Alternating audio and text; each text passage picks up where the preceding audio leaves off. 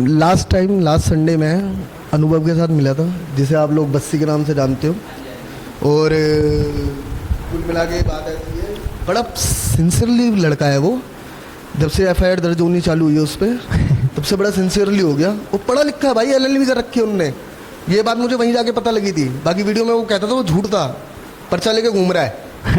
तो भाई उसके बाद एक्चुअली घर से कॉल आई, कह रहे तेरे वो क्या कहते हैं, कोई जॉब वगैरह का लेटर आया हुआ है। तो मैंने भर रखा था मेट्रो रेलवे में।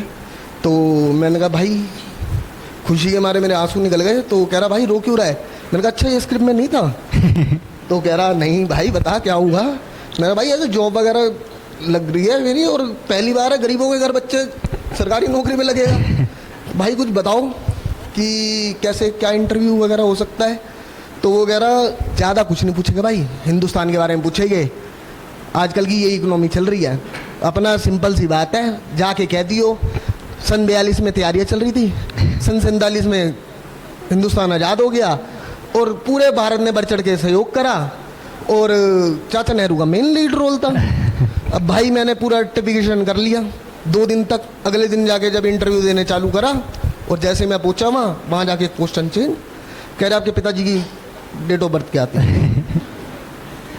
तो भाई मैंने भी कह दिया सन 42 में तैयारी चल रही, सन 47 में लॉन्च हो गए, और उसके बाद अपना पूरे भारत में बढ़ चढ़ के सहयोग करा, और मेन लीड रोल चाचा नेहरू का था। बहुत बढ़िया। सो भाई उसके बाद अपना अच्छा, जब हम उम्र के हो जाते हैं तो जो भतीजे वगैरह होते हैं वो भी साथ बैठ के दारू वारू पैक शैक लगा लेते हैं कभी कभी, आजकल कैजुअल है। तो भाई मैं शाम को बैठ के कह रहा चाचा एक आधा पैक हो जाए। मैंने कहा ले पैसे ले जा ले आ बोतल रेड लेबल ले आ। भाई साहब वो थोड़ी देर बाद मैकडोनल्ड उठा लाया। मैंने कहा भाई तुझे पैसे दिए थे? कह रहा शुक्र मनाओ, जितने पैसे दिए थे ना इतनी रेड लेबल पेस्ट आती है, बोतल नहीं आती। ये लिया है, वो तो पापा के गले चुरा के लाया हूँ पैसे। और आजकल कुदरत का इतना करिश्मा है मेरे ऊपर कि सीसीटीवी में कैद नहीं हो रहा मैं।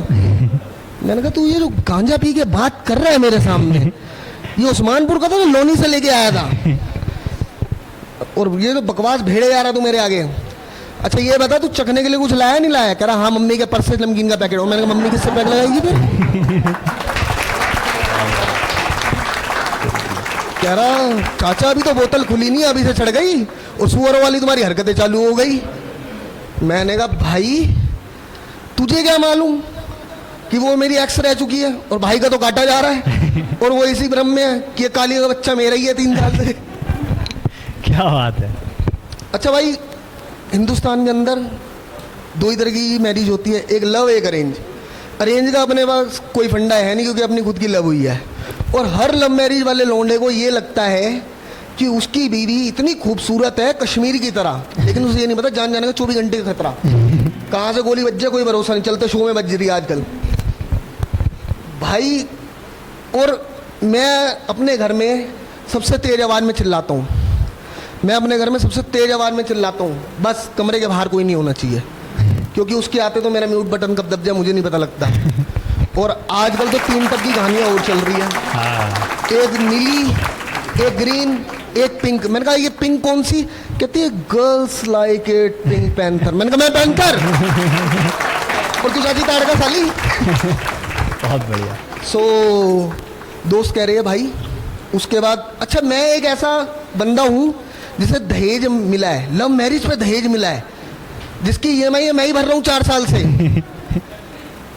और दोस्त कह रहे हैं भाई अब बड़ा हो गया, एसआईपी में इन्वेस्ट कर।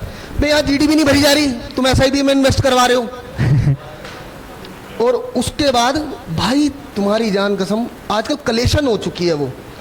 अभी ऐसी कलेशन हो चुकी है, पता नहीं कौन सा पुर्जा हिल गया उसका, दिमाग का तो है नहीं क्योंकि पैसे सही गिन लेती है वो।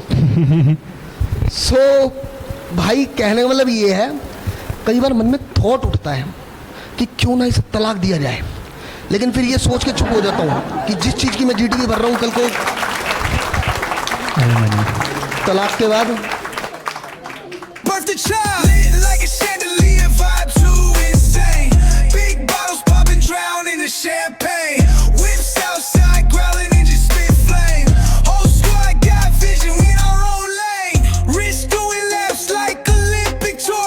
Flip the hustle mountaintop, no need for the poor.